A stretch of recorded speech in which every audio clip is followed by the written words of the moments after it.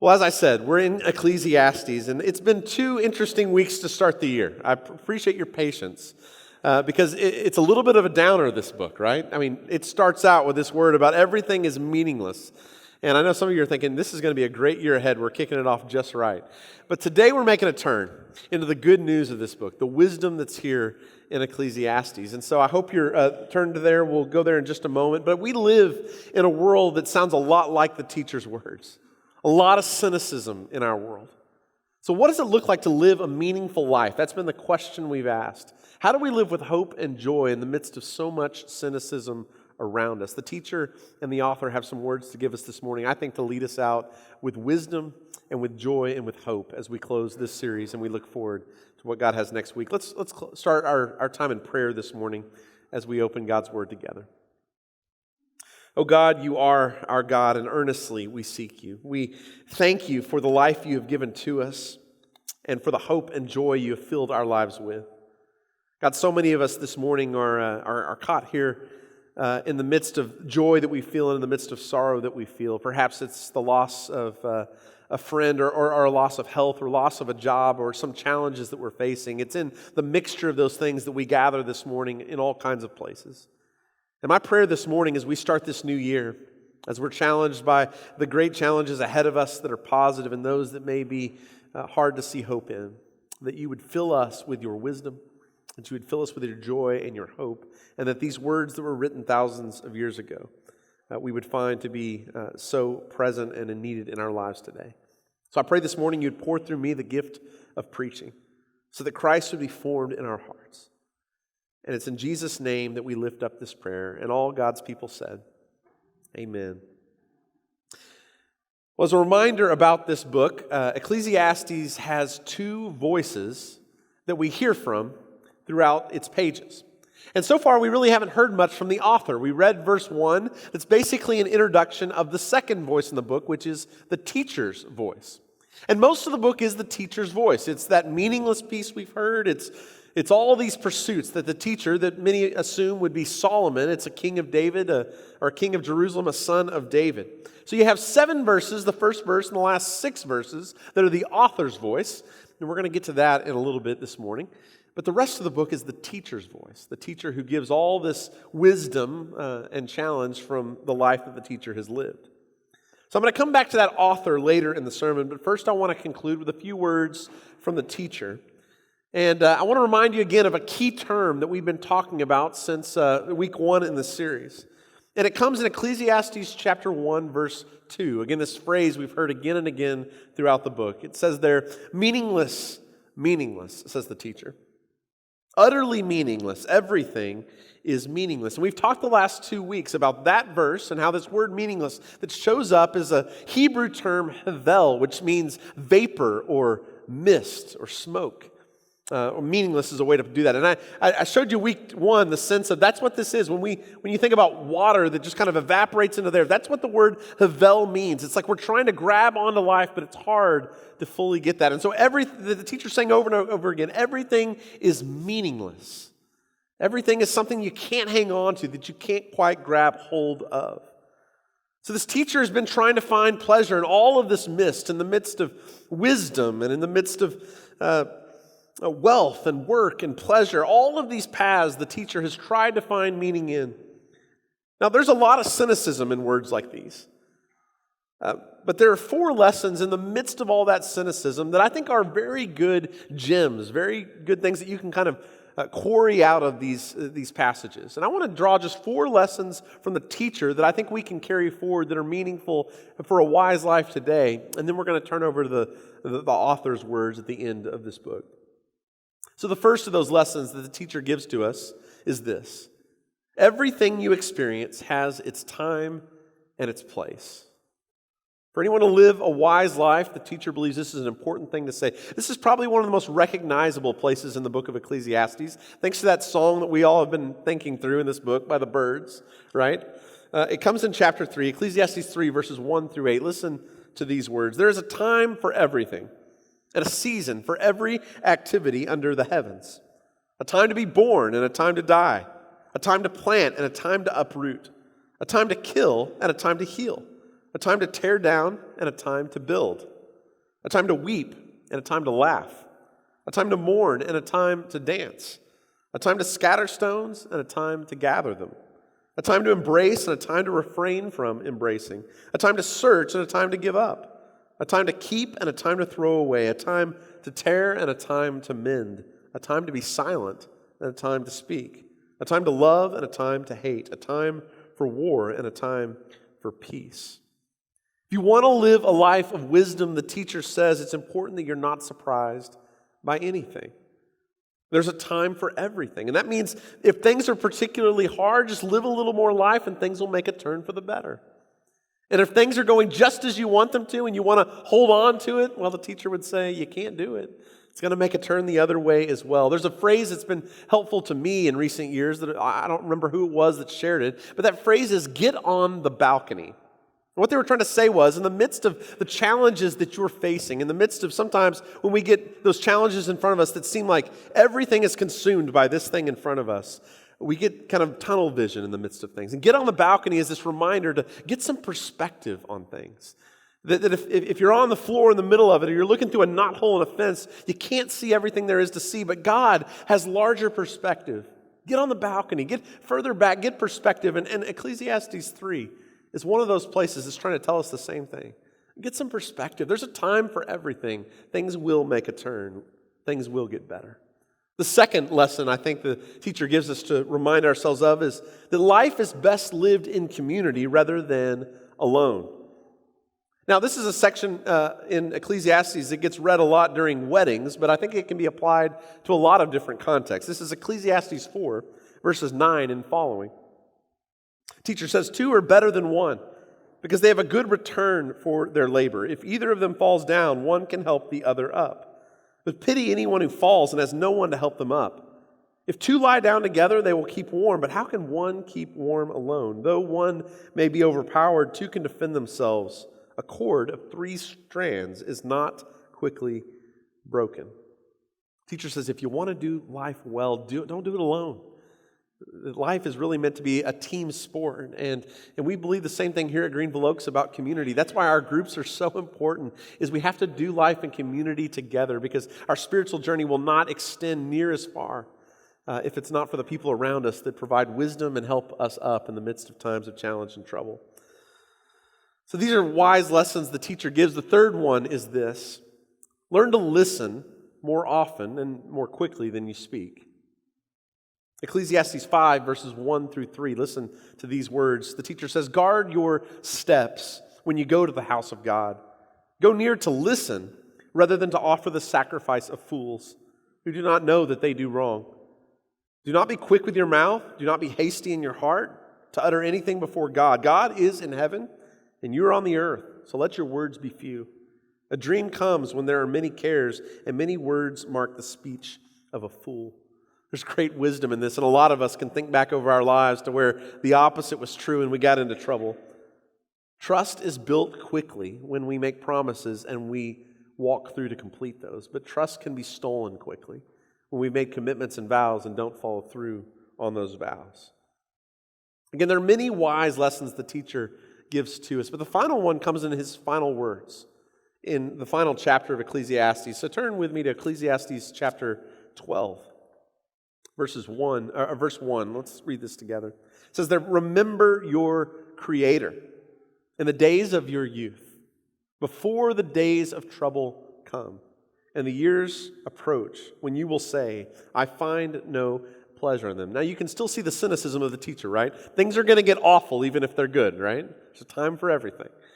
But in the midst of this, it's interesting that he draws attention to God. He draws attention to the Creator and says, it's important that you remember the Creator in the days of your youth. And this is the fourth lesson I think that's really important, that's really a little bit counterintuitive to the rest of the book, because it's different than the rest of the book.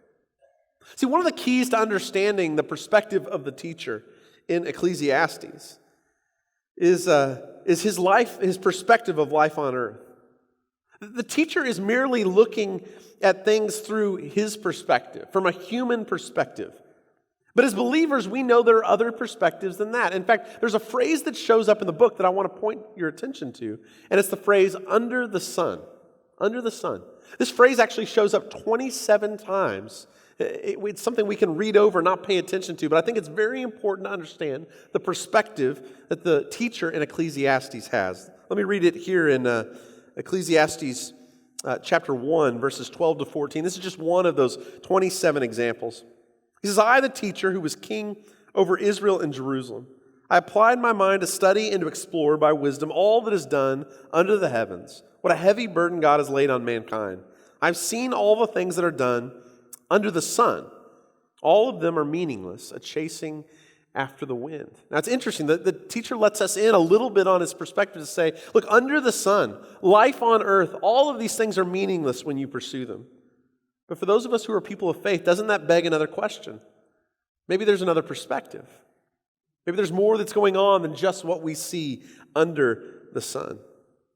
And that's what's so fascinating, I think, about this same teacher who says the words I just read in chapter 12. Let me read them one more time again, because he begins to say, look, to those of you who are young, don't just look at the way I've looked at things. I think that's part of what he's saying in these final words. Again, remember your Creator in the days of your youth, before the days of trouble come and the years approach when you say, I will find no pleasure in them.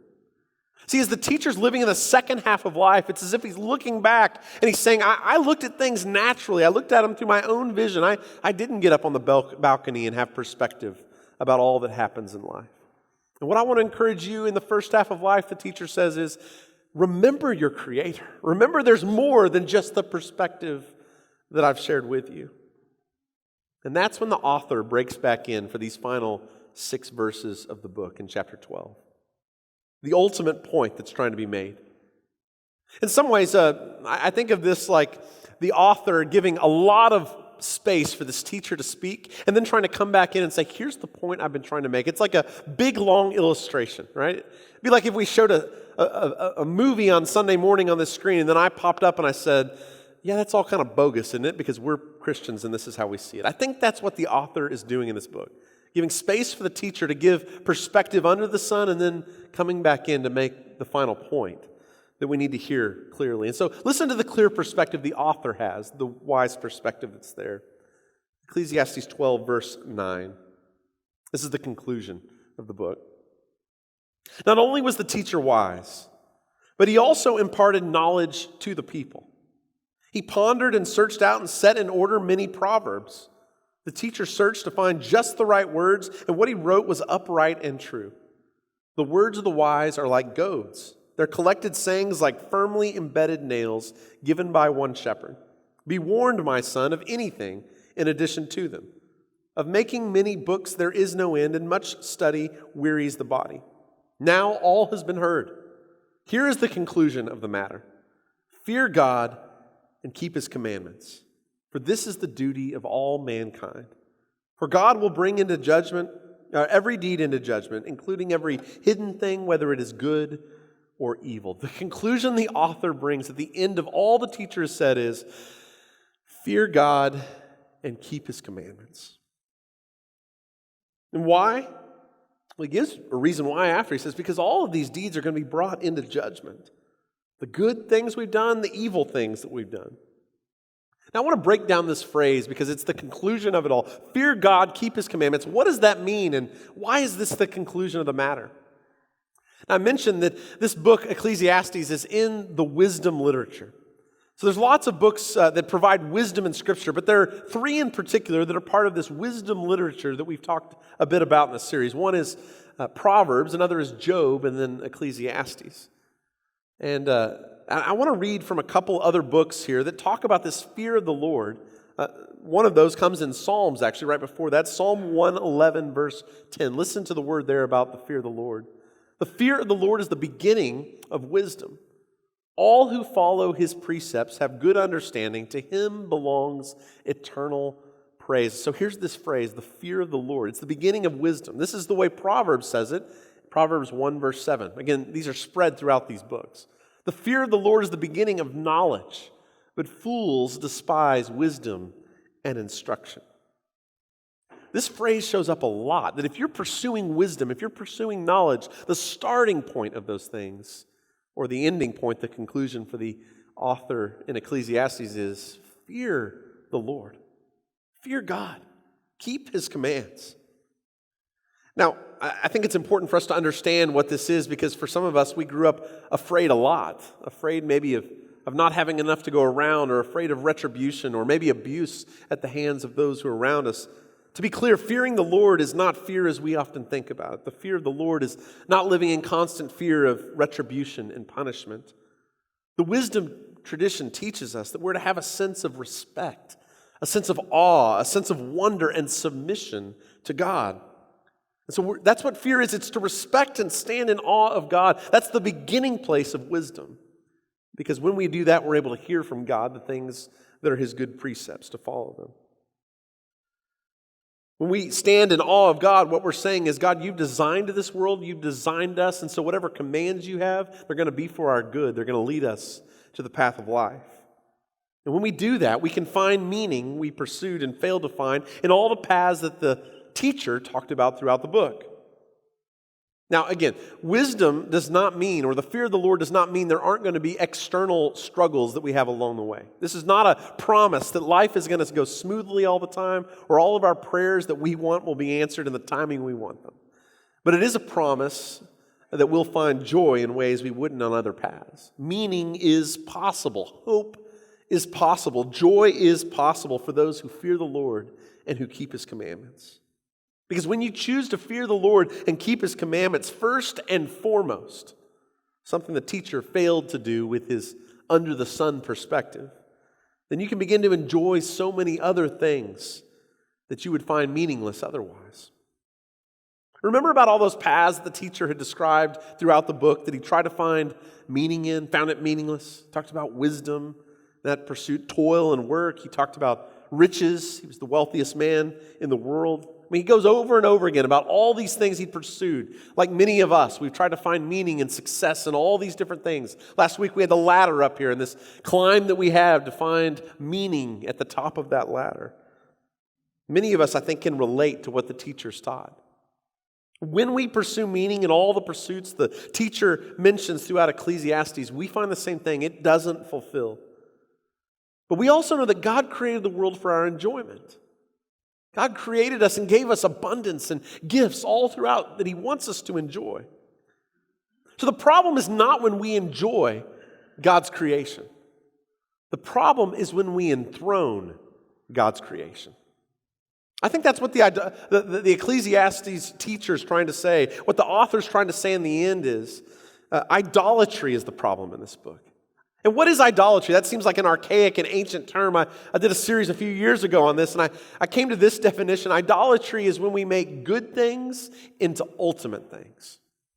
We take the good things God has created, and we actually enthrone them. We disorder things and put them above God who's created them. And every time we do that, things get out of order. Idolatry is when our pursuit of God is substituted with our pursuit of things or people. And no person, no thing can bear the weight of ultimate meaning in our lives. This is true when it comes to relationships. It's true when it comes to our work. If you want to ruin something, put it at the most important place in your life. This is true for your kids. So many of us would say this, right? That our kids are the center of our lives. They're everything that we want to pour into. But if your self-worth is going to be determined by their success in life, by them pursuing the path that you've laid out for them perfectly, you're putting a weight on them that they cannot bear. A weight that was only meant for God to bear, to be at the center of things. But if that becomes the secondary pursuit to God already who's at the center, all of a sudden there's a joy that can come that doesn't come when everything has to be borne out in them. The same is true in marriage, right? Talk about putting marriage, our spouse at the center of our lives. And certainly our spouse needs to be a priority in our lives, but God has to be the one who comes first. And when we do that, all of a sudden, we're not placing a weight on our spouse to fulfill us in the ways that maybe the world might teach us otherwise. That's what idolatry is. It's not that we place bad things on the throne of our lives. We're more tempted to place good things at the center. The problem is when we misplace things, when we put created things in front of the Creator, we're never satisfied. We always find disappointment, meaninglessness on the other side of things. And so what I think the teacher, what the author is ultimately trying to get to here is stop making all of these pursuits the center of your life. Find your identity and your worth in God. Fear God and keep his commandments. And if you'll do that, you'd be amazed how much you can enjoy all these pursuits that you couldn't enjoy before.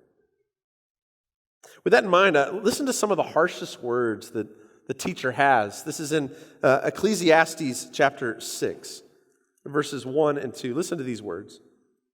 It says, "I've seen another evil under the sun, and it weighs heavily on mankind. God gives some people wealth, possessions, and honor, so they lack nothing their hearts desire. But God does not grant them the ability to enjoy them, and strangers enjoy them instead. This is meaningless, a grievous evil." That term is strong, isn't it? Not just meaninglessness. At this point, he says it's evil. And what is the evil that's described there? This is what the teacher says is evil. Evil is being surrounded by abundance while not being able to enjoy the abundance.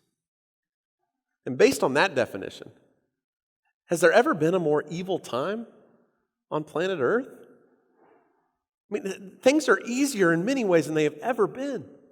More abundance than there has ever been. And we live in one of the central places where that's happened. And we can see that as a gift, and we ought to honor God for it. But if we have all of those things and we can't enjoy them, that's what the teacher says is actually evil. But there's a way to enjoy it. And the author says it to us.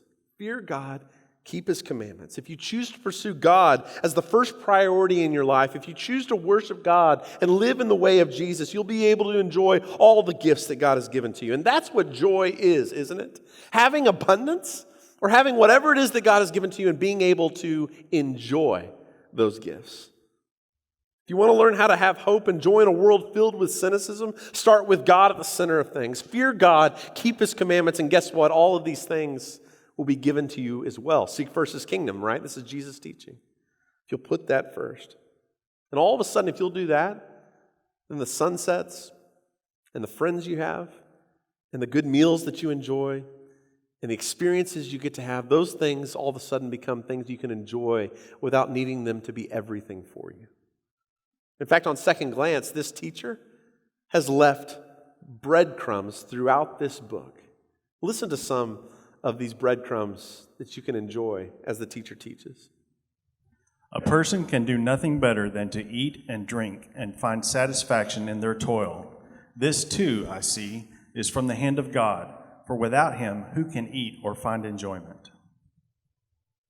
He has made everything beautiful in its time. He has also set eternity in the human heart, yet no one can fathom what God has done from beginning to end. I know that there is nothing better for people than to be happy and to do good while they live, that each of them may eat and drink and find satisfaction in all their toil. This is the gift of God. I know that everything God does will endure forever. Nothing can be added to it and nothing taken from it. God does it so that people will fear him. This is what I have observed to be good, that it is appropriate for a person to eat, to drink, and to find satisfaction in their toilsome labor under the sun during the few days of life God has given them, for this is their lot. Moreover, when God gives someone wealth and possessions and the ability to enjoy them, to accept their lot and be happy in their toil, this is a gift of God. So I commend the enjoyment of life, because there is nothing better for a person under the sun than to eat and drink and be glad. Then joy will accompany them in their toil all the days of the life God has given them under the sun. Go, eat your food with gladness, and drink your wine with a joyful heart, for God has already approved what you do. Always be clothed in white, and always anoint your head with oil. Enjoy life with your wife, whom you love, all the days of this meaningless life that God has given you under the sun, all your meaningless days. For this is your lot in life, and in your toilsome labor under the sun. Whatever your hand finds to do, do it with all your might. For in the realm of the dead, where you are going, there is nothing, neither working, nor planning, nor knowledge, nor wisdom. It's fascinating in those words, isn't it? Here's this person who said meaningless. Everything is meaningless, but in the midst of it, there's these crumbs along the way that says, enjoy good food and good drink. Enjoy the work that God has given you to do. Enjoy the wife that you have. It's interesting that Solomon's the one teaching this and leaves that singular, right? Enjoy the wife you have. Maybe he's learned something along the way. There's a lot in this world to be cynical about. You can choose to see everything as meaningless. But there's another path, another way to live your life. What the teacher says is true. We're all going to die. We're all going to experience heartbreak and betrayal. We're all going to be cheated out of money that's ours. Everyone who has the gift of a spouse or a child will experience disappointment. And when you experience those things, you can choose cynicism. And cynicism is so attractive, and the reason is because it protects us, doesn't it? Cynicism's like a jacket we put around ourselves. We don't get our hopes up, so we're not disappointed. Cynicism in many ways is a lazy way to live. It's a way that doesn't go to the end to see the joy that God has in all things. Cynicism is a way that we protect our hearts when we've been let down. But there's another way. And the author of Ecclesiastes offers us a better way. Fear God and keep His commandments. And while you're at it, remember that life is short. It won't last forever. So enjoy good food and good drink. Enjoy the work God has given you to do in this world. Enjoy life with the people that God has given you around you to enjoy it with. Enjoy all the days of this meaningless life, right? You're just here for a minute. So enjoy yourselves and do something meaningful while you're at it. How many of you are familiar with the term warmonger? It's defined this way by Merriam-Webster. Warmonger is one who urges or attempts to stir up a war. But many of you may not know a word that's similar to it, and it's the word cheesemonger. I don't hear that near as often. According to the same source, a cheesemonger is a merchant who specializes in cheese. Some of us have big dreams in life. If you haven't set out your career path, those charcuterie boards are popular right now. According to this source, there's actually stores in Europe that actually have cheesemonger on the outside of the store, which makes, I guess, this guy a cheesemonger, which would be a great title, I think, for one of us in this church, if no one else. This is a career choice for those of you that might choose. But if warmonger is a word and cheesemonger is a word, I want to make up a word this morning. And that's the word joymonger. That's what I want to be described as. Somebody who specializes in learning to enjoy life as God intended it to be. Are there all kinds of reasons to be hopeless in this world? Absolutely.